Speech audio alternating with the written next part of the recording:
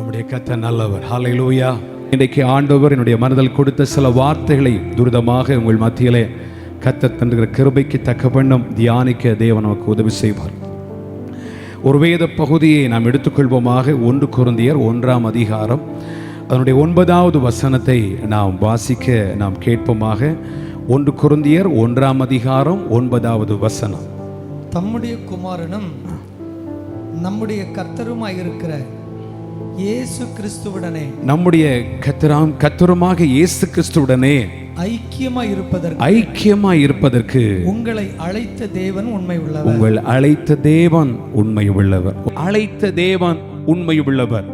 இந்த வேத வசனத்தை அப்போஸ்தலனாகிய பவுல் கொரிந்தி திருச்சபைக்கு அவர் சொல்லுகிற ஒரு ஆலோசனை. கொரிந்திய சபையிலே அது பெரிய ஒரு வளர்ச்சி. சபை நாளுக்கு நாள் பெருகி கொண்டிருந்த நேரத்திலும் அந்த வளர்ச்சியை தடங்கல் பண்ணுவதற்கு சத்துரு பலவிதமான உலக பிரகாரமான பாவங்களை திருச்சபைக்கு நேராக திணிக்க ஆரம்பித்தார். ஆகவே ஆண்டவர் ஒருபோதும் திருச்சபை வளர்ந்து கொண்டிருக்கிற நிலையிலிருந்து ஒருபோதும் குறைபட்டு போவதை அவர் விரும்பவில்லை. ஆண்டவர் சொல்லும்போது சொல்லியிருக்கிறார், நான் என் சபையை கட்டுவேன், பாதாள வாசலதை மேற்கொள்ளுவதில்லை. ஆண்டவர் சபையை வளர்ச்சி நிலையிலே ஆண்டவர் கொண்டு வர விரும்புகிறவர். அப்போஸ்தலர் புஸ்தகத்தை நான் வாசிக்கும் போது சபை ஒரு மனதோடு கூட தேவனுடைய சமூகத்தில் கூடியிருந்து ஜெபம் பண்ணினார்கள். அந்த ஜெபம் நாளுக்கு நாள் சபையில் ரட்சிக்கப்படுவர்களை ஆமென் சேர்க்கும்படி காரணமாய் மாறினது. சபை எவ்வளவு உபத்திரவப்பட்டதோ, உபத்திரவம் படுவதற்கு ஆமென் மேலாக சபையை கர்த்தர் நாளுக்கு நாள் வளர்ச்சியடைய செய்தார். இந்த கொரிந்திய சபையிலே சபை வளர்ந்து கொண்டிருக்க சத்துரு பலவிதத்திலும் அந்த ஆத்மீக வளர்ச்சிக்கு நேராக ஒரு குறுகி போகிற நிலையை உருவாக்கும்படி பல பாவத்தின் கிரியைகளை, உலகத்துக்கு எதுவான பல முறைமைகள், வழிமுறைகள், பலவிதமான ட்ரெடிஷன் காரியங்களை சத்துரு சபைக்கு நேராய் கொண்டு வந்தார். நாம் அறிவோம், அப்போஸ்தலனாகிய பவுல் பல நிருபங்களை எழுதும் போதும் அவர் சிறைவாசத்தில் இருந்து கொண்டுதான் பல நிருபங்களை எழுதியிருக்கிறார். அவருடைய ஒரே ஒரு நோக்கம், என்றைக்கு ஆண்டவருக்காக அழைக்கப்பட்டு தேவனுடைய முன்குறிப்பின் திட்டத்தோடு தேவனுடைய அழைப்பை பெற்ற தேவ மனுஷனாய் ஊழியத்தில் வந்தாரோ அந்த நாள் முதல் தேவனுடைய நோக்கத்தை, தெய்வீக திட்டத்தை எவ்விதத்திலாக நிறைவேற்ற வேண்டும் என்பதுதான் இந்த பவுலுடைய ஆதங்கமாயிருந்தது. ஆகவே தேவனோடு அனுதினமும் அவர் ஜெபத்திலே ஐக்கியப்பட்டிருந்ததோடு கூட தெய்வீக தரிசனத்தையும் திட்டத்தையும் அறிந்து நிறைவேற்றுவதிலே மிகுந்த வாஞ்சை உள்ள மனுஷனாயிருந்தார். சிறைவாசமோ, தனக்கு எதிராக வந்த எவ்விதமான எதிர்ப்பின் போராயுதமோ தன்னுடைய வாழ்க்கையின் ஊழியத்திற்கு அது எதிராக எண்ணிவிடாதபடி, ஒரு தடங்களாய் எண்ணிவிடாதபடி, இவைகளை மேற்கொண்டு தெய்வீக திட்டத்தினை என்னால் நிறைவேற்ற முடியும், அவன் என்னை பலப்படுத்துகிற கர்த்தராலே அதை செய்து நிறைவேற்ற முடியும் என்று சொல்லி பவுல் இதய ஆதங்கத்தோடு கர்த்தருடைய பணியை செய்து வந்திருக்கிறார் என்பதை ஒவ்வொரு நிருபங்களையும் நாம் வாசிக்கும் போது நாம் அறிந்து கொள்ள முடியும். இந்த அப்போஸ்தலனாகிய பவுல் உள்ளத்தில் இருந்த ஆண்டவரை குறித்த அந்த ஏக்கம், அந்த தாகம், கர்த்தருடைய பணியை குறித்த தரிசனம் எவ்வளவு தனக்குள்ளே ஆளப்பட்டிருந்ததோ அதே நிலையிலே அன்றைய திருச்சபை அவிதமாய் இருக்க வேண்டும். திருச்சபையின் ஜனம் அப்படிப்பட்ட ஆதங்கமும் தரிசனம் உள்ளவளாய் இருக்க வேண்டும் என்று சொல்லி பவுல் எதிர்பார்த்தார். ஆகவே தான் இந்த சபைக்கு எதிராக பலவிதமான உலக பிரகார பாவ கிரியைகள் எதிரிட்டு வந்த வேளையிலும் அதில் ஜனங்கள் மீட்கப்பட்டவர்களாக கிறிஸ்துவுக்கென்று வைராக்கியமாய் நிற்க வேண்டும் என்று சொல்லிதான் இந்த நிருபத்தை எழுதி சொல்லும் போது அவர் சொல்லுகிறார். ஆமென். இந்த 1 கொரிந்தியர் 1ஆம் அதிகாரம் 9ஆம் வசனத்தில் வாசிக்கும் போது இப்பதான் நான் வாசித்து கேட்டோம், கிறிஸ்துவுடனே ஐக்கியமாய் இருப்பதற்கு உங்களை அழைத்த தேவன் உண்மை உள்ளவர். அதனுடைய அந்த வசனத்தினுடைய டெப்த், ஒரு ஆழத்துவம் என்ன தெரியுமா? இந்த உலகத்திற்கு ஏதுவான எந்த காரியமும் உங்கள் வாழ்க்கையை எதிரிட்டு வந்தாலும் அது உங்களை மேற்கொள்ள முடியாது. உங்கள் அழைப்பு பெரியது, காரணம் உங்களை அழைத்த தேவன் பெரியவர். அல்லேலூயா.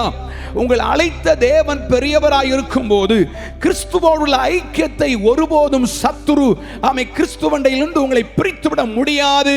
அந்த அழைத்த தேவன் உண்மை உள்ளவராக அவர் என்னைக்கு கூட இருப்பார் என்பதை ஆமென் ஆத்மீக நிலையில் ஒரு புத்துயிர் கொடுக்கும் நிலையில் தான் இந்த பவுல் இந்த வார்த்தையை அவர் சொல்லி இருக்கிறார். வேதத்திலே நான் வாசிக்கும் போது ஆண்டவராயிருக்கிற இயேசு கிறிஸ்துவோடு யார் யார் ஐக்கியப்பட்டிருந்தார்களோ, யார் தங்கள் வாழ்க்கையிலே உறவுடன் இருந்து வாழ்ந்து வந்தார்களோ, தேவனோடு ஐக்கியப்பட்டு அத்தனை பேரும் ஆண்டவருக்காக பயன்பட்டிருக்கிறார்கள். ஆண்டவர் இந்த கடைசி காலத்திலும் இந்த பெராக்கா திருச்சபையிலே கர்த்தர் ஏற்படுத்தியிருக்கிற என் அன்பு சகோதரர்கள் மூலமாய் இந்த கடைசி காலத்திலே நீங்கள் இதுவரையிலும் செய்த எல்லா செயல்பாட்டை பார்க்கிலும் இந்த முகாமை தொடர்ந்து கர்த்தர் உங்களை கொண்டு அபரிதமான காரியங்களை செய்வதற்காக ஆண்டவர் திட்டம் வகுத்து வைத்திருக்கிறார். எத்தனை பேர் நம்பிக்கை கொள்கிறீங்க? ஹல்லேலூயா. ஆண்டவர் சமூகத்திலே கூடி வந்திருக்கிற தேவனுடைய பிள்ளைகளை குறித்து தேவன் வைத்திருக்கிற திட்டம் அது மகா பெரிய திட்டம். இன்னைக்கு ஆரம்பத்தில் கேட்டோம் அல்லவா, மோசே தேவனுடைய அழைக்கப்பட்ட தேவ மனுஷன். அந்த மோசேயுடைய வாழ்க்கையில் கர்த்தர் கண்டிருந்த திட்டம் பெரியது. ஆனால் அந்த திட்டத்திற்கு ஒரு பின்னடை உருவாக்கும்படி அவனுடைய திக்குவாயை சத்துரு பலவீனத்திலே ஏதோ ஒரு காரணம் காண்பித்து தேவன் அவன் மேல் கொண்டிருக்க திட்டத்தை பின்னடைய பண்ணலாம் என்று சொல்லி எண்ணங்களை கொண்டு வந்திருக்கலாம். ஆயினும் மோசையை அழைத்த தேவன் எவ்விதத்திலாக அவருடைய திட்டத்தை நிறைவேற்றுவதில் உறுதியாய் இருக்கிறவர். அந்த மோசையை கர்த்தர் அதிகாரப்படுத்தினார், வல்லமையாய் கர்த்தர் பயன்படுத்தினார் என்பதை நாம் அறிந்திருக்கிறோம். அல்லேலூயா. ஆண்டவர் முற்பிதாக்கள் எவ்வளவு தூரம் தேவனோடு ஐக்கியப்பட்டிருந்தார்களோ அந்த ஐக்கியம் தேவனோடு அதிகப்பட ஆண்டவர்களை வல்லமையாய் பயன்படுத்தி இருக்கிறார். வேதத்தில் நாம் வாசிக்கும் போது 1 யோவான் புஸ்தகம் 1ஆம் அதிகாரம் 3ஆம் வசனத்திலே நாம் வாசிக்கும் போது அப்போஸ்தலனாகிய யோவான் சொல்லுகிற வேத பகுதியை நாம் வாசிக்க முடியும். 1 யோவான் 1ஆம் அதிகாரம் அதனுடைய 3வது வசனம், நீங்களும் எங்களோடு ஐக்கியம் உள்ளவர்களாயிருக்கும்படி நாங்கள் கண்டும் கேட்டும் இருக்கிறதை உங்களுக்கும் அறிவிக்கிறோம். எங்களுடைய ஐக்கியம் பிதாவோடும் அவருடைய குமாரனாகிய இயேசு கிறிஸ்துவோடும் இருக்கிறது. ஹல்லேலூயா. யோவான் சொல்லும்போது சொல்லுகிறார், எங்களது ஐக்கியம் பிதாவோடும் அவருடைய குமாரனாகிய இயேசு கிறிஸ்துவோடும் இருக்கிறது. எங்களது ஐக்கியம் பிதாவோடும் இயேசு கிறிஸ்துவோடும் இருக்கிறது. நம்முடைய ஐக்கியம் கிறிஸ்துவோடு நம்முடைய ஆண்டவரோடு எவ்வளவு தூரம் இருக்கிறதோ அவ்வளவுக்கு அதிகமாய் தேவன் நம்மை வல்லமையாக தமக்கென பயன்படுத்துவார். நம்முடைய ஆண்டவர் எந்த மனுஷனையும் ஆண்டவர் தூரப்படுத்தி நிறுத்தி காண்க விரும்பவில்லை. ஆண்டவர் எந்த மனுஷனையும் தனக்கு சமீபமாய் கொண்டு வந்து ஆண்டவர் பயன்படுத்த விரும்புகிறார். இந்த இரவு முதல் நீங்கள் இதுவரையிலும் கொண்டிருந்த தேவனோடு உள்ள ஐக்கியம், தேவனோடு உள்ள உறவு, அதிலும் மேலாக எவ்வளவு தூரம் நம் ஜெபத்திலும் வேத தியானத்திலும் தெய்வீக தரிசனத்தை நிறைவேற்றுவதிலும் தேவனோடு ஐக்கியம் கொள்ள முடியுமோ அவ்வளவு தூரம் ஐக்கியம் கொள்ளும் போது பிதாவானவர் நம்மை குறித்து சந்தோஷப்படுவார். ஆண்டவர் இயேசு கிறிஸ்து நம்மை குறித்து சந்தோஷப்படுவார். அல்லேலூயா. இந்த அன்பின் சீசனாய் இருந்த யோவான் நாம் அறிவோம், இவர் இயேசுவின் மார்போடு சார்ந்திருந்தவர். இயேசுவோடு ஐக்கியப்பட்டிருந்த யோவான் கிறிஸ்துவின் சிலுவை அண்டை வரையிலும் அந்த அன்பை விட்டு அவன் தூரம் போகவில்லை. அந்த யோவான் கிறிஸ்துவிடத்தில் மிகுந்த ஒரு வைத்திருந்தான். இயேசுவை பின்தொடர்ந்து வந்த பல சீஷர்கள் சூழ்நிலையின் காரணமாய் பல தூரம் போனார்கள். அன்பின் சீசனாய் இருந்த இந்த யோவானோ இயேசு மேல் கொண்டிருந்த அந்த ஐக்கியத்தை, அந்த உறவை, அன்பை சிலுவை பரியந்தமும் காத்து கொண்டிருந்தான். கரங்களை வைத்து சொல்லுவோம் ஹல்லேலூயா. சந்தோஷம் இருக்கும் வேளையிலும் நிறைவு இருக்கும் வேளையிலும் துயரம் வந்தாலும் சரி, நாம் விரும்புகிற எந்த நன்மைக்குரிய காரியங்களே வந்தாலும் சரி, எவ்வித சூழ்நிலையிலும் கிறிஸ்துவோடு நாம் ஐக்கியமாய் இருப்பது நமது வாழ்க்கையை கிறிஸ்து நம்மை குறித்து விரும்புகிற விருப்பத்திற்கு எதிராய் நம்மை வளர்ச்சி அடைய பண்ணும். கரங்களை வைத்து ஆர்ப்பரிப்பா சொல்லுவோமே ஹல்லேலூயா.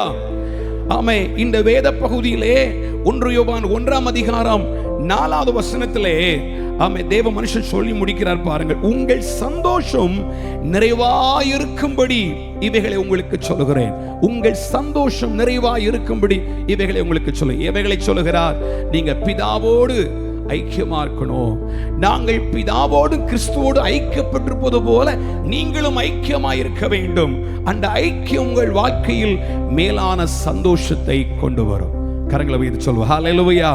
தேவன் நமது ஆத்மீக வாழ்க்கையிலே அவர் விரும்பி இருக்கிற தெய்வீக திட்டத்தை நாம் நிறைவேற்றும் நிலையிலே எவ்வளவுக்கு அதிகமாய் கிறிஸ்துவோடு ஐக்கியப்பட்டிருப்போமோ, எவ்வளவுக்கு அதிகமாய் கிறிஸ்துவோடு உறவு பெற்றிருப்போமோ, அவ்வளவு தூரம் தேவன் நம்மை அவருடைய நாம மகிமைக்கு அடுத்த காரியத்திலே நம்மை சந்தோஷம் அடைய செய்வார்.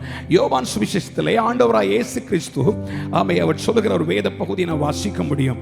யோவான் 17ஆம் அதிகாரம் 21வது வசனம். John chapter 17 verse 21. யோவான் 17:21வது வசனம். அவர்கள் எல்லாரும் ஒன்றாயிருக்கவும் பிதாவே நீர் என்னை அனுப்பினதை உலகம் விசுவாசிக்கிறதற்காக நீர் என்னிலேயும் நான் உம்மிலேயும் இருக்கிறது போல அவர்கள் எல்லாரும் நம்மில் ஒன்றாயிருக்கவும் வேண்டிக் கொள்ளுகிறேன். ஹல்லேலூயா. ஆண்டவர் இயேசு கிறிஸ்து பிதாவை நோக்கி ஒரு விண்ணப்பித்த அல்லது ஜெபத்தை தான் நாம் இங்கே வாசித்து கேட்டோம். அவர்கள் எல்லாரும் ஒன்றாயிருக்கவும் பிதாவே நீ என்னை அனுப்பினதை உலகம் விசுவாசிக்கிறதுக்காக நீர் என்னிலேயும் நான் உம்மிலேயும் இருக்கிறது போல அவர்கள் எல்லாரும் நம்மில் ஒன்றாயிருக்க வேண்டுகிறேன், நம்மில் ஐக்கியமாயிருக்க வேண்டுகிறேன். கரம் வைத்து சொல்லுவோம். ஹல்லேலூயா. உலகத்திலே பாவம், அநீதி, துன்மார்க்கம், தீய பழக்க வழக்கங்கள் அநேகம் இன்றைக்கு நடந்தேறி கொண்டிருக்கும் போது நம்முடைய கண்களால் பார்க்கிறோம், நம்முடைய செவிகளால் கேட்கிறோம், ஒவ்வொன்றையும் நாம் அறிந்து கொண்டே இருக்கிறோம். இவைகள் பலதும் பார்க்கும்போது நாளை தினம் உலகம் எந்த நிலைக்கு போகும் என்பதை நாம் அதை சிந்திக்க ஆரம்பிக்க பலவிதத்தில் நம்முடைய மனதை பயப்படுத்துகிறது. நாளை நம்முடைய பின்தலைமுறை எவ்விதமாய் இருக்கும் எல்லாம் சிந்திக்க வைக்கிறது. இங்க வேத பகுதியிலே ஆண்டவர் இயேசு கிறிஸ்து பிதாவை நோக்கி அவர் சொல்கிறார், நம்ம 2 பேர் ஒன்றாயிருப்பது போல இவர்கள் நம்மோடு ஒன்றாயிருக்க வேண்டும் என்று வேண்டுகிறேன். இந்த உலகத்தில் பாவங்களும் அநீதிகள் பெருகினாலும் உலகத்தில் வாழ்கிற அன்பு சகோதரராயிருக்க நாம் ஒவ்வொரு வாழ்க்கையிலும் தேவன் இடத்தில் நாம் ஏற்படுத்திக் கொண்ட தீர்மானத்திலே, விசுவாச வாழ்க்கையிலே ஒருபோதும் நிலைகுலைந்து போகாதபடி எவ்வளவு தூரம் கர்த்தர் மேல் ஐக்கியம் கொண்டிருக்க முடியுமோ அவ்வளவு தூரம் ஐக்கியம் கொண்டிருப்பதற்கு ஒவ்வொரு நாளும் நாம் ஜெபிக்க வேண்டும். இயேசு கிறிஸ்துவை கவனிக்கும் போது அவர் அதிகாலையிலே எழும்பி ஜெபித்திருக்கிறார், இருட்டோடு எழும்பி ஜெபித்திருக்கிறார், தேவாலயத்தில் போய் ஜெபித்திருக்கிறார், இன்னும் வனாந்தரத்தில் போய் ஜெபித்திருக்கிறார். இயேசுடைய ஊழியத்தின் ஒவ்வொரு பகுதியின் முன்பிலும் சரி பின்பிலும் சரி அவர் பிதாவுடைய சித்தம் நிறைவேற்றுவதிலே மிகுந்த கரிசனை உள்ளவராயிருப்பதற்கு, பிதாவுடைய ஐக்கியத்திலே மிகவும் உறவாய் அதிக ஆழப்படுத்தப்பட்டிருக்கும் போது ஜெபத்தை அவர் நிறுத்தவில்லை. ஊழியத்தின் முன்னிலும் ஜெபித்திருக்கிறார், ஒரு ஊழியத்தை நிறைவேற்றி முடித்தும் அவர் ஜெபித்திருக்கிறார். பிதாவுடைய ஐக்கியத்தை ஒவ்வொரு நாளும் அதை பெருக பண்ணிக்கொண்டே இருந்தார். நம்முடைய வாழ்க்கையிலும் தேவன் தந்திருக்கிற ஒரு பெரிய திட்டம், ஒரு கிரேட் பிளான், ஒரு தெய்வீக திட்டத்தை நாம் சரிவர தேவன் நம்மை குறித்து விரும்பும் நிலையிலே நிறைவேற்ற வேண்டும் என்று சொன்னால் நாம் ஆண்டவரோடு ஐக்கியப்பட்டிருக்க வேண்டும். நாம் மிகுந்த ஐக்கியத்தை கொண்டவர்களாக இருக்க வேண்டும். அந்த ஐக்கியம் தேவன் விரும்பும் நிலையிலே நிறைவாயிருக்க வேண்டும் என்று சொன்னால் அனுதினமும் நமது வாழ்க்கையிலே வாழ்க்கை மிகவும் முக்கியமாக இருக்கிறது. ஆமென். ஹல்லேலூயா. அதான் பக்தன் சொல்லும்போது சொல்லுகிறார், ஜெபத்தை கேட்கிறவரே மாம்சமான யாவரும் உம்மிடத்தில் வருவார்கள். ஆமென். ஆண்டவருடைய ஜெபத்தை கேட்கிறவர், ஒரு ஜெபிக்கிற மனுஷன் ஒருபோதுமே குறைபட்டு போவதில்லை. ஜெபிக்கிற சபை குறைபடாது. ஜெபிக்கிற ஒரு மனுஷன் வளர்ச்சியை பெறுவார். ஜெபிக்கிற சபை வளர்ச்சி அடையும். ஜெபிக்கிற ஜனம் எங்கேயோ அங்கே ஆண்டவர் மாற்றங்களை கொண்டு வருவார். தேவனோடு நாம் ஐக்கியப்பட்டிருப்பதற்கு தினந்தோறும் தேவனுடைய சமூகத்திலே ஜெபிக்கிற ஒரு வாஞ்சை உள்ளவர்களாக இருக்க வேண்டும். தெசலோனிக்கே புத்தகத்திலே அப்போஸ்தலனாகிய பவுல் சொல்லும்போது இடைவிடாமல் ஜெபம் பண்ணுங்கள், வாட்ச் அண்ட் ப்ரே. நீங்கள் ஒவ்வொரு நாளும் தேவனுடைய சமூகத்திலே ஜெபிக்க வேண்டும் என்று அப்போஸ்தலனாகிய பவுல் சொல்கிறார். இதை போல நாமும் தேவனுடைய சமூகத்தில் தேவன் நம்மில் விரும்பி இருக்கிற ஐக்கியத்தை ஒவ்வொரு நாளும் மேம்படுத்திக் கொள்வதற்காக அவனுடைய சமூகத்தில் ஜெபிக்கலாயிருப்போம். ஹல்லேலூயா. நல்ல கரங்களை உயர்த்தி சொல்லுவோம். ஹல்லேலூயா. தேவனோடு ஐக்கியப்பட்டிருக்கிற காரியம் நம்முடைய வாழ்க்கையில் பல நன்மைகளை கொண்டு வரும். நாம் வேதத்திலே ஏசாயாத்தின் புஸ்தகம் 26ஆம் அதிகாரம், ஏசாயா 26ஆம் அதிகாரம் 3வது வசனத்தை நாம் வாசிக்க கேட்போம். ஏசாயா 26 3வது வசனம். உம்மை உறுதியாய் பற்றிக் கொண்ட உம்மை உறுதியாய் பற்றிக் கொண்டிருக்க மனதையுடைய மனதை உடையவன் உம்மையே நம்பி இருக்கிறபடியால் நீர் அவனை பூரண சமாதானத்துடன் காத்துக்கொள்வீர். தேவனோடு நம்ம ஐக்கியமாய் இருப்பதனாலே தேவன் நமக்கு தருகிற ஒரு மேலான ஆசீர்வாதம் என்ன தெரியுமா? பூர்ண சமாதானத்தை தேவன் தருகிறார். கரங்களை வைத்து சொல்லுவோம் ஹல்லேலூயா. ஆண்டவர் நம்மை குறித்து விரும்பி இருக்கிற திட்டமானது மேலான திட்டமாக இருக்கிறது. அந்த திட்டத்தின்படி ஒவ்வொரு நாளும் நாம் அவ்விடத்தில் ஐக்கியம் கொண்டிருக்கும் போது அந்த உறவு என்ன சொல்கிறது? நமது வாழ்க்கையிலே பூர்ண சமாதானத்தை தருகிறது. பூர்ண சமாதானத்தை தருகிறது. சமாதானத்தை நான் உங்களுக்கு வைத்து போகிறேன் என்று சொல்லி யோவான் சுவிசேஷம் 14ஆம் அதிகாரம் 27வது வசனத்தில் வாசிக்க முடியும். யோவான் 14:27 வசனம். சமாதானத்தை உங்களுக்கு வைத்து போகிறேன். என்னுடைய சமாதானத்தையே உங்களுக்கு கொடுக்கிறேன். உலகம் கொடுக்கிற பிரகாரம் நான் உங்களுக்கு கொடுக்கிறதில்லை. உங்கள் இருதயம் கலங்காமலும் பயப்படாமலும் இருப்பதாக. ஹல்லேலூயா. இந்த கடைசி காலத்தில் வாழ்ந்து கொண்டிருக்கிற நமது வாழ்க்கையிலே நாம் கிறிஸ்துவோடு ஐக்கியப்பட்டிருக்கும் போது இந்த உலகத்தின் காரியங்களை பார்த்து கலங்கவோ பயப்படுவதற்கோ இடமில்லாதபடி கர்த்தர் நம்மளே நிலையான ஒரு ஐக்கியத்தை கர்த்தரிடத்தில் ஏற்படுத்திக் கொள்ளும்படி கர்த்தர் சொல்லுகிறார். உம்மை உறுதியாய் பற்றி கொண்டிருக்க வேண்டும் என்று ஏசாயா புஸ்தகத்தில் சொல்லியிருப்பது போல ஒவ்வொரு நாளும் கர்த்தர் மேல் கொண்டிருக்கிற ஐக்கியத்தை நாம் வலுப்படுத்திக் கொள்வதற்கு நாம் தேவனிடத்தில் உறுதியான ஒரு பற்றுதலை வைத்திருக்க வேண்டும். அதான் வேதம் சொல்லுகிறது, உம்மை உறுதியாய் பற்றி கொண்டிருக்கிற மனதை உடையவன் உம்மையே நம்பி இருக்கிறபடியால் நீர் அவனை பூர்ண சமாதானத்துடன் காத்துக்கொள்வீர். உலகத்தில் இன்னைக்கு சமாதானம் இன்றைக்கு எடுபட்டு போய் கொண்டிருக்கிறது. அநேக வேதனைக்குரிய காரியங்கள் ஒன்றன் பின் ஒன்றதாக நடைபெறுகிறது. தனிப்பட்ட வாழ்க்கையில சமாதானம் இல்லை, குடும்பத்தில் சமாதானம் இல்லை, தேசத்தில் எங்கு பார்த்தாலும் மனுஷனுடைய வாழ்க்கையில இன்னைக்கு சமாதான கேடு நிறைவேறி கொண்டிருக்கிறது. சமாதானம் இல்லாமல் உலகம் போய் கொண்டிருக்கும் போது ஆண்டவரை உறுதியாய் பற்றி கொண்டிருக்கிற மனுஷன், ஆண்டவர் மேல் நம்பிக்கையாய் இருக்கிற மனுஷன், ஒவ்வொரு நாளும் கர்த்தருடைய சமூகத்தில் தேடி ஜெபிக்கிற ஒரு மனிதனுடைய வாழ்க்கையிலே தன்னை விட்டு எடுபடாத சமாதானத்தை கர்த்தர் கொடுக்கிறார். ஆகவே தேவன் கொடுக்கிற சமாதானத்தின்படி அவன் வாழ்க்கையிலே கலக்கம் வருவதில்லை, பயம் வருவதில்லை. எத்தனை பேர் கரங்களை தட்டி கர்த்தருக்கு நன்றி சொல்ல முடியும்? ஹல்லேலூயா. ஆண்டவர் நமக்கு தருகிற சமாதானம் என்பது இந்த உலகத்திலே நாம் பயப்படுவதற்கு இடமில்லாதபடி, கலக்கமடைவதற்கு இடமில்லாதபடி நம்மை நிலைப்படுத்துகிறது. ஆக சபையே, அன்பு சகோதரர்களே, இன்றைக்கும் இந்த இரவு நேரத்திலும் கர்த்தருடைய வார்த்தையின்படி நான் சொல்லிக் கொள்வது, கிறிஸ்துவோடு ஐக்கியத்தை ஒவ்வொரு நாளும் நாம் மேலோக்கி கொள்வோமாக. கிறிஸ்துவின் மேல் கொண்டிருக்கிற ஐக்கியத்தை இன்னும் அதிகப்படுத்திக் கொள்வோமாக. ஆண்டவருடைய சித்தம் என் மூலமாய் நிறைவேற்றப்பட வேண்டும். அது நிறைவேற்றப்படுவதற்காக கர்த்தரை தேட வேண்டும் என்ற ஒரு வாஞ்சை நமக்குள்ளே ஏற்படுத்திக் கொள்வோமாக.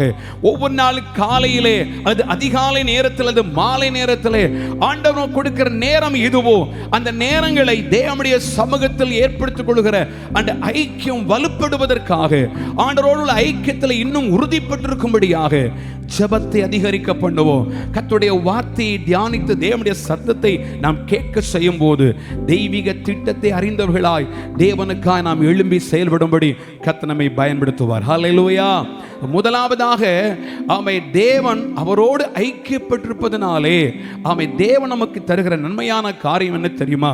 பூர்ண சமாதானத்தை தருகிறார். பூர்ண சமாதானம் உள்ளவர்களாக தேவன் வாழ்க்கை வாழ செய்கிறார். இரண்டாவது, கர்த்தர் நீதிமொழிகளின் புஸ்தகத்திலே 8ஆம் அதிகாரம் 34ஆம் வசனத்தில் சொல்லியிருக்கிற வார்த்தையை நாம் வாசிக்க கேட்போம். நீதிமொழிகள் 8ஆம் அதிகாரம் 34வது வசனம். என் வாசற்படியில் நித்தம் விழித்திருந்து என் கதவு நிலையருகே காத்திருந்து எனக்கு செவி கொடுக்கிற மனுஷன் பாக்கியவான். ஹல்லேலூயா. என் வாசற்படியில் நித்தம் விழித்திருந்து என் கதவு நிலையருகே காத்திருந்து எனக்கு செவி கொடுக்கிற மனுஷன் பாக்கியவான். தேவனிடத்தில் அதிகமான ஐக்கியத்தை ஏற்படுத்திக் கொள்ளுகிற ஒரு தேவனுடைய பிள்ளையின் வாழ்க்கையில் தேவன் செய்கிற அடுத்த ஒரு செயல், அவனை கர்த்தர் பாக்கியவானாய் மாற்றுகிறார். ஆமென். நாம் எவ்வளவு தூரம் தேவனிடத்தில் ஐக்கியப்படுகிறோமோ, தேவனிடத்தில் ஐக்கியப்பட அல்லது உறவுபட, தேவனோடு நெருங்கி பழக ஆரம்பிக்கிறோமோ, அவ்வளவு தூரம் தேவன் நம்மை பாக்கியவான்களை கத்த மாற்றுகிறார். ஆமே, உலகத்தில் எத்தனையோ ஆமென் ஊழியர்கள், தேவ மனிதர்கள், தேவனை நம்பிக்கை கொள்கிற விசுவாசிகள், அவர்கள் இருந்த ஸ்தானத்திலிருந்து தேவன் பல உயர்வுக்கு தேவன் கொண்டு வந்திருக்கிறார். தேவனுடைய தரிசனத்தை அறிந்து, தெய்வீக திட்டத்தை அறிந்து, அவனுடைய சமூகத்திலே அதிக தூரம் அவர்கள் பழக, உறவாட, ஐக்கியப்பட, தேவனுடைய சமூகத்தை வாஞ்சியோடு தேட, அதனால் அதற்கு பயனாக கர்த்தர் அநேகருடைய வாழ்க்கையிலே உயர்வான காரியங்களை, நன்மையான காரியங்களை, பாக்கியமான ஆசீர்வாத நிலைகளை கர்த்தர் ஏற்படுத்தியிருக்கிறார். தேவன் நமக்கு தந்திருக்கிற எவ்விதமான வேலை காரியமாயிருந்தாலும், எவ்விதமான தொழில் காரியமாயிருந்தாலும், தேவன் நமக்கு தந்திருக்கிற ஒவ்வொரு நேரங்களிலும் கர்த்தர் செய்திருக்கிற நன்மைகள் மேலானது என்பதை உணர்ந்து ஒவ்வொரு நாளும் கர்த்தரோடு ஐக்கியத்தை நாம் அதிகப்படுத்திக் கொள்வோம் என்று சொன்னால், தேவன் நம்மை ஆண்டவர் பாக்கியவான்களாய் மாற்றுவார். புஸ்தகத்திலே 22ஆம் அதிகாரம் 21வது வசனத்திலே அங்கு தேவனுடைய வார்த்தை விதமாக சொல்லியிருக்கிறது. யோபு 22ஆம் அதிகாரம் 21வது வசனம். நீர் அவரோடு பழகி சமாதானமாயிரும். தேவனோடு ஒரு தேவனுடைய பிள்ளை உறவு கொள்ளும் போது, ஐக்கியம் கொள்ளும் போது, வேதம் சொல்லுகிறது சமாதானமாயிருக்க முடியும். ஆமென். தேவனோடு ஐக்கியப்பட, தேவனோடு பழக தேவன் தம்முடைய சமாதானத்தின் நன்மையை நமக்கு தருவார். தேவன் நமக்கு அவரோடு பழக ஐக்கியப்பட நம்மை பாக்கியவான்களை மாற்றுவார். ஆக தேவனுடைய சமூகத்தில் நாம் ஒவ்வொரு நாளும் அவரோடு உள்ள ஐக்கியத்திலே நாம் வலுப்படுத்தப்பட வேண்டும். ஒவ்வொரு நாளும் அவரோடு உள்ள உறவிலே நாம் வலுப்படுத்தப்பட வேண்டும். இன்றைக்கும் இந்த இரவு ஆண்டவர் முற்பிதாக்களாய் இருந்த தேவ மனுஷர்களை கர்த்தர் பயன்படுத்துவதற்கு காரணம் என்னென்ன காரியங்கள் என்பது நாம் வேதத்தின் வாயிலாய் அறிந்திருக்கிறோம். ஆமென். முற்பிதாக்கள் ஒவ்வொருவரும் தேவனுடைய சமூகத்தில் கொண்டிருந்த ஐக்கியம், அவர்கள் கொண்டிருந்த உறவு, அவர்கள் தேவன் மேல் வைத்திருந்த அந்த அன்பு அவர்களை உயர்வான நிலைமைக்கு கொண்டு வந்தது. இந்த நாளிலும் கர்த்தர் நம்முடைய தனிப்பட்ட வாழ்க்கையின் மூலமாக, நம்முடைய சபையின் ஆண்கள் ஐக்கிய இந்த ஜெப ஊழியத்தின் மூலமாக இன்னும் கர்த்தர் மேலான காரியங்களை செய்வதற்கு, தேவனோடு உள்ள வைத்த உறவிலே அல்ல தேவன் மேல் கொண்டிருக்கிற ஐக்கியத்திலே இன்னும் அதிகப்பட்டு வருவோம் என்று சொன்னால், கர்த்தர் நம்மை கொண்டு பெரிய காரியங்களை கர்த்தர் செய்வார். வல்லமையாய் கரமையத்தை சொல்லுவோமே. ஹல்லேலூயா, ஹல்லேலூயா. நம்முடைய ஆண்டவன் நம்மை குறித்து வைத்திருக்கிற திட்டம் பெரியது. தேவன் நம்மையில் வைத்திருக்கிற எதிர்பார்ப்பு, நோக்கம் என்பது பெரிதானது. ஆமென். ஆண்டவர் நம்மையில் வைத்திருக்கிற திட்டம் நிறைவேற, தேவன் நம்மேல் வைத்திருக்கிற அந்த பிளான், அந்த நோக்க நம்மளை நிறைவேறுவதற்கு ஒவ்வொரு நாள் அவருடைய சித்தத்தின்படி நம்மை விட்டு கொடுக்க வேண்டும். அதான் நீதிமொழியின் புஸ்தகத்திலே 3ஆம் அதிகாரம் 6வது வசனம் சொல்லுகிறது, உன் வழிகளெல்லாம் நீ என்னை நினைத்துக்கொள், அப்பொழுது நான் உன் பாதையெல்லாம் செவ்வையாக்குவேன். அப்ப தேவனோடு உள்ள அந்த உறவு, அந்த ஐக்கியத்தை நம்முடைய வாழ்க்கையின் ஒவ்வொரு நேரத்திலும், ஒவ்வொரு நாட்களிலும் நாம் புதுப்பித்துக் கொள்ள வேண்டும். எந்த சூழ்நிலை இருந்தாலும் சரி, இதுக்கெல்லாம் என் கர்த்தருடைய கிருபைதான் என் வாழ்க்கையை கொண்டு வந்திருக்கிறது, அவருடைய தயவு தான் என் நிலைமைக்கு என்னை கொண்டு வந்திருக்கு சொல்லி எந்த சூழ்நிலையும் அவரை நினைத்து கொள்ளும் போது ஆண்டவர் நம்ம செய்வார்.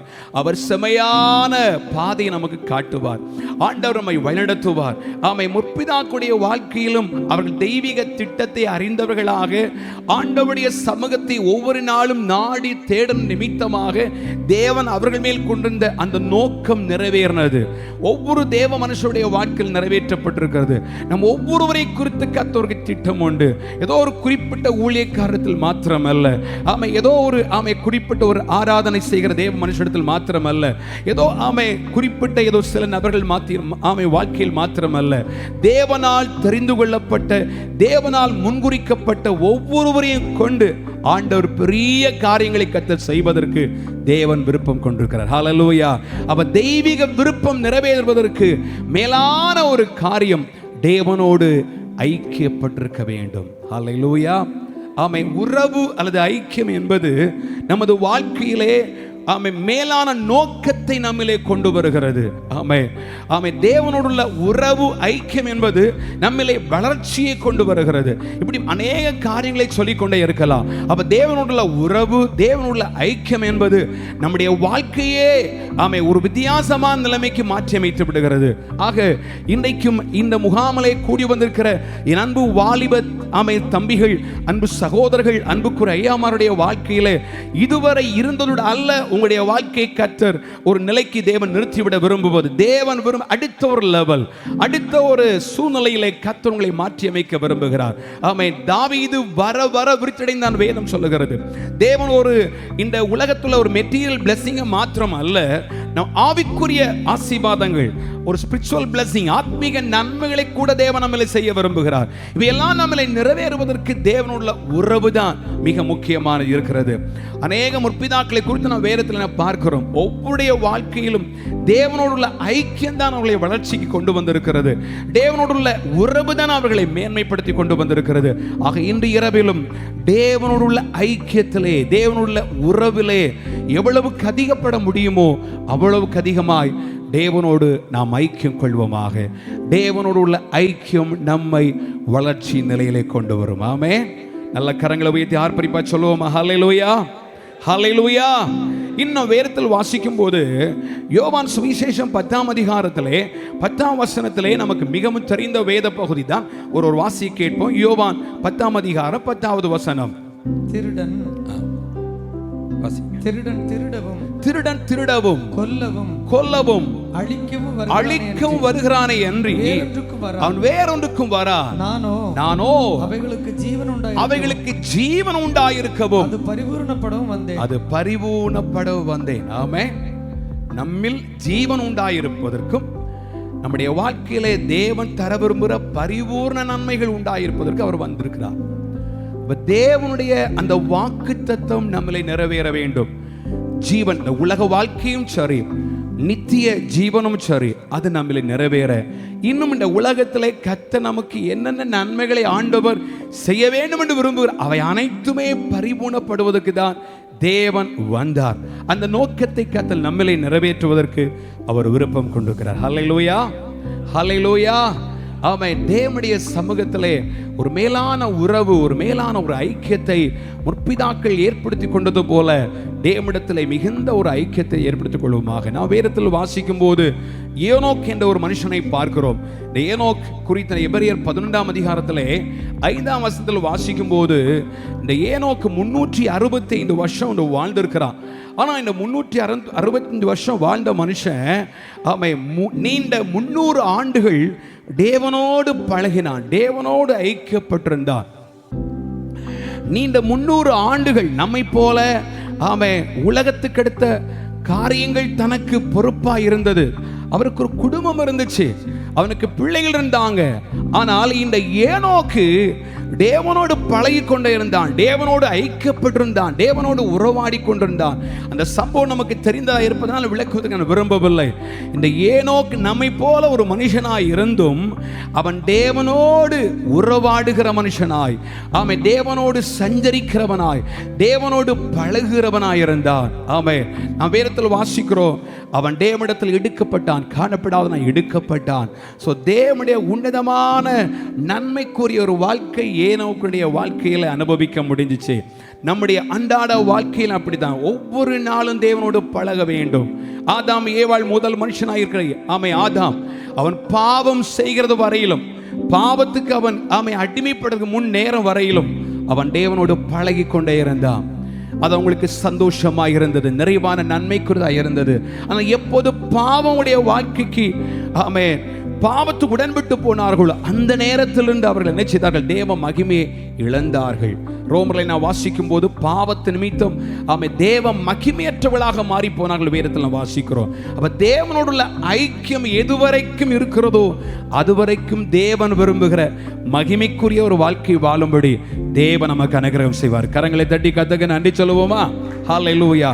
எவ்வளவு நேரம் வரையிலும் தேவனோடு நாம் உறவாடுகிறோமோ, ஐக்கியம் கொண்டிருப்போமோ, அந்த ஐக்கியம் நம்முடைய வாழ்க்கையில் இருக்கும் நேரமெல்லாம் தேவன் நம்மை மகிமையாய் கர்த்தர் பயன்படுத்துவார். அல்லேலூயா.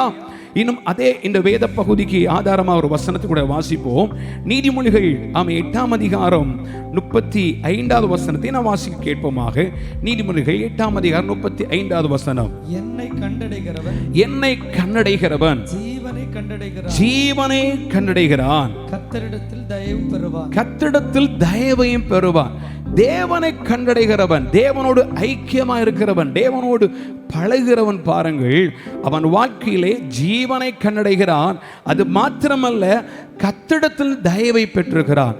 தயவை பெற்றவர்களை குறித்து வேதத்தில் அநேகரை நான் பார்க்க முடியும். ஆமே, ஒரு தாவீது மேய்ப்பனா இருந்தவன் தகப்பன் இந்த தாவீதை குறித்து என்றைக்கும் நம்முடைய எபிரேய வழக்கத்தின்படி உள்ள ஆடு மேய்க்கிறவனா இருக்கட்டு சொல்லி எண்ணப்பட்டவன் ஆடு மேய்க்கிற ஒரு மனுஷனாக நான் தள்ளப்பட்டான்.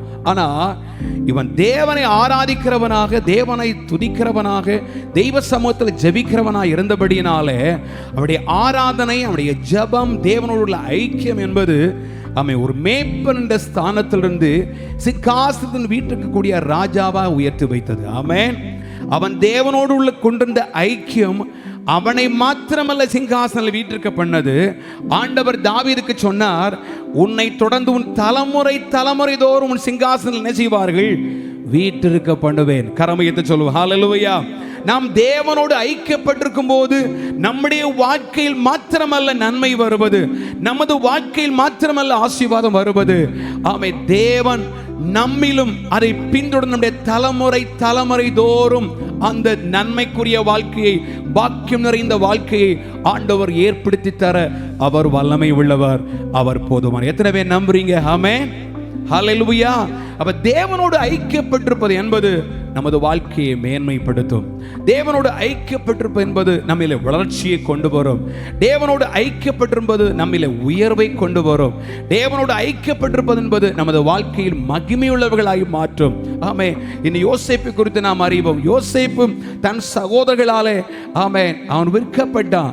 அவருடைய ஒவ்வொரு காரியங்கள் நம்ம அறிந்திருக்கிறோம் அல்ல. 17 வயதில் அவனுடைய வாழ்க்கையில சந்தித்த பிரச்சனை, 13 ஆண்டுகள் தொடர்ந்து ஒரு சிறைவாசத்தினுடைய வாழ்க்கை, ஒரு இருளின் ஆதிக்கத்தின் வாழ்க்கை. என்றாலும் இந்த யோசேப்பு தேவன் மேல் கொண்டிருந்த ஐக்கியத்தை விட்டுவிடவே இல்லை. ஆண்டவர் தனக்கு காட்டி கொடுத்த அந்த விஷன், தரிசனத்தை முன்னிறுத்தி கொண்டு ஒவ்வொரு நாளும் சிறைவாசத்தில் இருந்த வேளையிலும் அந்த சிறைச்சாலைக்குள் இருந்த யோசேப்பு தேவனோடு உள்ள ஐக்கியத்தை விட்டுவிடவே இல்லை. போத்திப்பேட வீட்டில் கொண்டு போகப்பட்டான், சிறையில் கொண்டு போகப்பட்டான். இப்படி பல சூழ்நிலையிலே அவனுடைய வாழ்க்கை ஒன்றன்பின் ஒன்றதாக சந்தித்தும் அவனுடைய வாழ்க்கையில் தேவன் மேல் கொண்ட ஐக்கியத்தில் எந்த விரிசலும் வரவில்லை. நமது வாழ்க்கையிலே பல பிரச்சனைகளை நாள்தோறும் சந்தித்துக் கொண்டிருக்கிறோம்.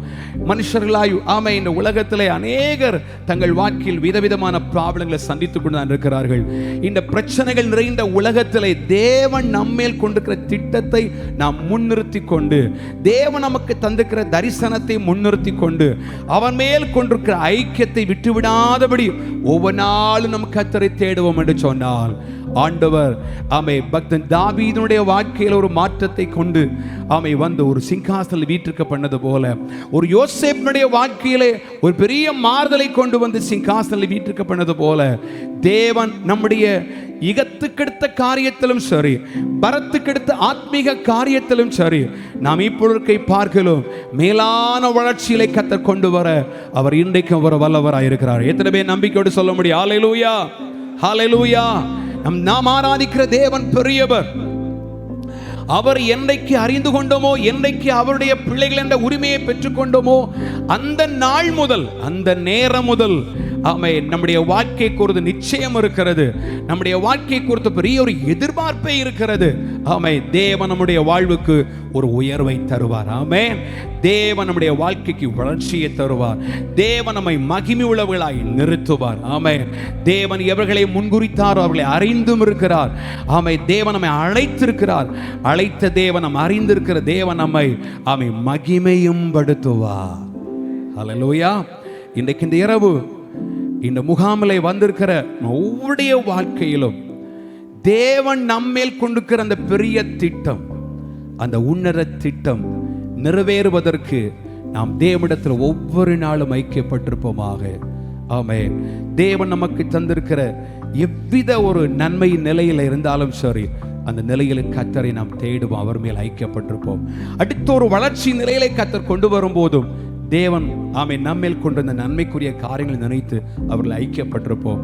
எவ்வளவு தூரம் கர்த்தர் நம்மை உயர்வுக்கு கொண்டு வந்தாலும் ஆண்டவர் இதிலும் மேலான திட்டத்தை என் மேல வச்சிருக்கிறார் என்பதை அறிந்து தேவனோடு ஐக்கியப்பட்டிருப்போமாக. இயேசு கிறிஸ்துவை கவனிச்சு பாருங்க. ஆமென். இயேசு கிறிஸ்து சிலுவையின் பாடுகளுக்கு சற்று முன் கெத்செமனே தோட்டத்தில் கூட அந்த வியாகுல அந்த அக்னி மூமெண்ட்ஸ், அந்த வேதனையான சூழ்நிலையிலும் பிதாவின் சமூகத்தை நோக்கி கொண்ட ஐக்கியத்தில் அந்த ஜெபத்தில் அவர் உறுதியாக இருந்தார். தான் செய்த அதே செயலை தன்னை பின்பற்றி வந்த சீசர்களை செய்ய வேண்டும் என்று சொல்லி அவங்களிடத்துல சொல்லி போனா, நீங்க ஜெபம் பண்ணிட்டு இருங்க. அவர் திருப்பி வந்து பார்க்கும்போது அவங்க ஜெபிக்க அப்படி நித்திரை பண்ணிட்டு இருந்தாங்க. அப்போ இயேசு சொல்லுகிறாரு, நீங்க 1 மணி நேரமாவது நீங்க விழித்திருக்க கூடாதா? அப்போ தேவன் நம்மில் விரும்புவது என்ன? நம்ம ஒவ்வொரு நாளும் ஒவ்வொரு நேரமும் எந்த சூழ்நிலையிலும் கர்த்தரோடு ஐக்கியப்பட்டிருக்க வேண்டும். நான் சொல்ல எத்தனை புரிகிறது? ஹல்லேலூயா. சந்தோஷத்தின் நேரத்தில் மாத்திரம் அல்ல, நிறைவிற்கும் நேரத்தில் மாத்திரம் அல்ல, நாம் விரும்புகிற காரியம் நிறைவேறி கொண்டிருக்கிற நேரம் மாத்திரம் அல்ல, எந்த நேரத்திலும் நாம் தேவனோடு ஐக்கியப்பட்டிருக்க வேண்டும். அதான் சொல்லிக் கொண்டிருக்கிறேன். இன்றைக்கு இரவு நம்முடைய வாழ்க்கையில் ஒரு புதிய ஒரு தீர்மானத்தை நாம் கொண்டு கொள்வோம். ஆண்டவரே, எந்த ஒரு நிலை வந்தாலும் சரி, நான் உம்மோடு ஐக்கியத்தை நான் விட்டுவிட மாட்டேன். உம்மை சார்ந்திருக்கிறத ஆண்டவர், உம்மில் கொண்டிருக்கிற உறவை நான் ஒருபோதும் விட்டுவிட மாட்டேன். ஆண்டவரே, உண்மையே சார்ந்திருப்பேன், உண்மையிலே ஐக்கியமா இருப்பாப்பா. உண்மை மேல ஐக்கியப்பட்டிருந்தா ஆண்டவர் என்னில் இன்னும் மேலான காரியங்களை செய்வீங்க. அப்போஸ்தலனாகிய பவுலை பாருங்க, அந்த மனுஷனுடைய வாழ்க்கையில எத்தனை பிரச்சனைகள் வந்தது, எத்தனை பாடுகள் வந்தது, பசி, பட்டினி, வியாகுலம், சிறைவாசம், இவையெல்லாம் வந்திருந்தோம். பவுல் சொன்ன காரியம் என்ன? கிறிஸ்துவின் அன்பை விட்டு பிரிக்க ஒன்றால முடியாது. நல்ல கரங்களை உயர்த்தி சொல்லுவோம். ஹல்லேலூயா. என்ன ஒரு பிரச்சனைகள் வந்தாலும், எந்த பாடுகள் வந்தாலும் சரி, எந்த நெருக்கடிகள் வந்தாலும் சரி, there is one purpose. என்னை குறித்து தெய்வீக திட்டம் ஒன்று இருக்கிறது. அந்த திட்டம் நிறைவேறு வரையிலும் தேவனை கைவிடவே மாட்டார். எத்தனை பேர் நம்புறீங்க? ஹல்லேலூயா. ஆண்டவர் என்னை குறித்து ஒரு திட்டம் வகுத்து வைத்திருக்கும் போது அந்த திட்டம் நிறைவேறும் வரையில் ஆண்டவனை விட்டு கொடுக்கவே மாட்டார். அவர் அதுவரைக்கும் எவ்விதமான சிறைவாசமாய் இருந்தாலும் சரி, பசியாய் இருந்தாலும் சரி, பட்டினியாய் இருந்தாலும் சரி, நிர்வாணமாய் இருந்தாலும் சரி, எந்த வியாகுலமான சூழ்நிலை இருந்தாலும் சரி, ஆண்டவர் என் மேல் கொண்ட திட்டம் நிறைவேறும் வரைக்கும் எந்த மனுஷனுடைய விருப்பத்துக்கு என்னை விட்டு கொடுக்க மாட்டார். எந்த பிசாசின் தந்திரத்துக்கு என்னை விட்டு கொடுக்க மாட்டார். என்னை மேல் கொண்டிருக்கிற அழைப்பு என்பது பெரியது. காரணம், என்னை அழைத்த தேவன் பெரியவராயிருக்கிறார். ஹல்லேலூயா. என்னை அழைத்த தேவன் பெரியவராயிருக்கும் போது எந்த நாசம் மோசம் வந்தாலும் சரி, நான் தேவன் மேல் கொண்டிருக்கிற ஐக்கியத்தில் நான் தூரம் போவதில்லை, அவர் மேல் ஐக்கியப்பட்டிருப்பேன் என்று சொல்லி நிலையாய் உறுதியாய் நின்ற அப்போஸ்தலனாகிய பவுலை மூலமாக எத்தனையோ மிஷனரி பணிகள் செய்யப்பட்டது, எத்தனையோ திருச்சபை எழும்பினது. தேசத்தின் பல பகுதிகளை பவுல் தேவன் வல்லமையாய் பயன்படுத்த கர்த்தர் பயன்படுத்தினார். இன்னைக்கு உங்களது எனது வாழ்க்கையிலும் கர்த்தர் கொண்டிருக்கிற திட்டம் நிறைவேறும் வரையிலும், அவர் சொன்ன வாக்குத்தத்தம் நம்மிலே நிறைவேறும் வரையிலும் சத்துருவின் இஷ்டத்துக்கு தேவன் விட்டு கொடுக்கவே மாட்டார். அவர் நம்மை விட்டு தூர போகவும் மாட்டார். ஆகவே அவர் நம்மோடு கூட ஐக்கியத்தை, அவர் மேல் கொண்டிருந்த உறவை, அவர் மேல் இருக்கின்ற பற்றுதலை, அவர் மேல் கொண்டிருக்கிற நம்பிக்கையிலே தளர்வு வராதபடி காத்துக்கொள்வோம் என்று சொன்னார். தேவன் நமக்கு சொல்லியிருக்கிற வாக்குத்தத்தங்களை நம்மிலே நிறைவேற்றி தீர்ப்பார். ஹல்லேலூயா. ஹல்லேலூயா. நம்முடைய ஆண்டவர் ஒவ்வொரு பிதாக்களுடைய வாழ்க்கையிலும் ஒரு பெரிய திட்டத்தை வச்சிருந்தார். ஒரு மோசையின் வாழ்க்கையில் ஒரு திட்டம், ஒரு யோசுவாவுடைய வாழ்க்கையில ஒரு திட்டம். தேவனுடைய ஒரு திட்டம் நிறைவேறுவதற்கு அவங்களை என்னென்ன வழிகளை கத்த டூன் பண்ணி கொண்டிருக்கிற பாருங்க. ஆண்டவர் நம்முடைய வாழ்க்கையை மேன்மைப்படுத்துவதற்கான பல காரியங்களை, பல சூழ்நிலையை தேவன் அனுமதிக்கிறார். என்ன சூழ்நிலையை நாம் சந்தித்தாலும் தேவன் நம்மை விட்டு தூரம் போகவே இல்லை. அப்பா நம்மை விட்டு தூரம் போய் என்றைக்கோ நாம் நிர்மூலமாக இருப்போம். அப்பா நம்ம கூட இருப்பதனால்தான் எத்தனையோ பிரச்சனைகள் வந்தோ, எத்தனையோ பாடுகள் வந்தோ, ஆமை சத்துருக்களுக்கு என்பதாக தேவன் நம்மை நிலைநிறுத்திருக்க பண்ணியிருக்கிறார். இதுவரை நடத்தின தேவன் இன்னும் அவரோடு ஐக்கியப்பட்டிருப்போம் என்று சொன்னால் இதில் மேலான நன்மைக்குரிய காரியங்களை அவர் நமக்கு செய்வார். ஹல்லேலூயா. நான் கடைசியாக நான் சொல்ல விரும்புகிற காரியம், அன்பான சகோதரர்களே, அன்புக்குரிய கனத்துக்குரிய பெரியர்கள், ஒவ்வொருடைய வாழ்க்கையிலும் தேவன் உங்களை குறித்து இந்த சபையின் ஊழியத்திலும் கர்த்தர் பெரிய ஒரு திட்டத்தை கர்த்தர் வைத்திருக்கிறார். எத்தனை பேர் நம்புறீங்க? ஹல்லேலூயா. ஏதோ நாம் ஆராதனைக்கு வருகிறோம், ஜெபிக்கிறோம், பாடலை பாடுகிறோம், தேவனுடைய நல்ல வார்த்தைகளை கேட்டு வீட்டுக்கு போகிறோம், அதோடு முடிந்து விடவில்லை. தேவன் ஒவ்வொருவரையும் குறித்து ஆண்டவர் பெரிய திட்டத்தை வச்சிருக்கிறார். ஆமென். கர்த்தர் எந்த பட்டணத்தில் உங்களை வச்சிருக்கிறாரோ, கர்த்தர் எந்த கிராமத்தில் கர்த்தர் வச்சிருக்கிறாரோ, அந்த இடத்துல தேவனுடைய நாம மகிமைக்கென்று சொல்லி நீங்கள் பயன்படுத்தப்படுவதற்கு ஆண்டவர் பெரிய ஒரு கிரேட் பிளான், ஒரு பெரிய திட்டமை கர்த்தர் வகுத்து வச்சிருக்கிறார். பாருங்க, வேதாகமத்தில் சொல்லியிருக்கிற ஒவ்வொரு முற்பிதாக்களையும் அவர்கள் இருந்த இடங்களிலே கர்த்தருடைய நாம மகிமைக்கென்று சொல்லி அவர்களை கர்த்தர் பயன்படுத்தி இருக்கிறார். ஆண்டவரோடு கூட எவ்வளவு தூரம் ஐக்கியப்பட்டிருந்தார்களோ அவ்வளவு தூரம் அவர்கள் ஒவ்வொருவரும் தேவனுக்காக பயன்படுத்தப்பட்டிருக்கிறார்கள். இந்த நாளில், இந்த கடைசி நாட்களிலே ஆண்டவர் இப்படிப்பட்ட ஒரு நல்ல ஒரு முகாமை கர்த்தர் நமக்கு ஏற்படுத்தி இவ்விதமாய் கர்த்தருடைய வார்த்தைகளை தந்து இவ்விதமாய் ஆராதிக்க வைத்து நம்மை கர்த்தர் உயிர்மீட்சி நிலையிலே கர்த்தர் கொண்டு வர ஒரு காரணம் என்ன தெரியுமா? தேவன் நம்மை குறித்து வைத்த திட்டங்களை நம் மூலமாய் நிறைவேற்ற வேண்டும். தெய்வீக திட்டம் நம் மூலமாய் நிறைவேறணும். தேவனுடைய பிளான் நம் மூலமாய் நிறைவேற வேண்டும். அதற்காக கர்த்தரோடு கூட ஐக்கியப்பட்டிருப்போமாக. ஆமை, முற்பிதாக்கள் ஒவ்வொருவரும் கர்த்தருடைய பாதபிடத்தில் காத்திருந்தார்கள். அவர்கள் தேவனுடைய ஆலயத்தில் தரித்திருந்தார்கள். தேவனுடைய சமூகத்தில் ஆமை ஜெபிக்க தங்களை அர்ப்பணித்தார்கள். வேத வசனத்தின்படி ஒவ்வொரு நாளும் ஆத்மீக வாழ்க்கை சீர்திருத்தும்படி விட்டுக் கொடுத்தார்கள். ஆகவே தேவன் அவர்களை அவனுடைய நாம மகிமைக்கு என்று சொல்லி வல்லமையாய் பயன்படுத்தி இருக்கிறார். அப்போஸ்தலனாகிய ஒரு பவுலை போல, ஆமை, ஒரு ஸ்தேவானை போல, ஆமை, வேர் சொல்லப்பட்ட ஒவ்வொரு தேவ மனுஷர்களைப் போல ஒரு பக்தி வைராக்கியமாக இந்த கடைசி காலத்தில் நிற்போமாக. அவர்கள் அந்த பக்தி வைராக்கியத்தில் நிற்பதற்கு காரணமாக தேவனோடு கொண்டிருந்த உறவு, அந்த ஐக்கியம் என்பது ஆமை அதிகமாய் ஒவ்வொரு நாள் ஆத்மீக நிலையை வளர்த்தி கொண்டிருந்தார்கள். இதே போல நமது வாழ்க்கையிலும் தெய்வ சம்மதம் ஒப்பு கொடுப்போம். ஆண்டவரே, என்னையும் என்னுடைய வாழ்நாளெல்லாம் உம்மோடு ஐக்கியமாய் இருப்பதற்கு எனக்கு கிருபை தந்து நடத்தும் என்று சொல்லி நம்மை அர்ப்பணிப்போமா?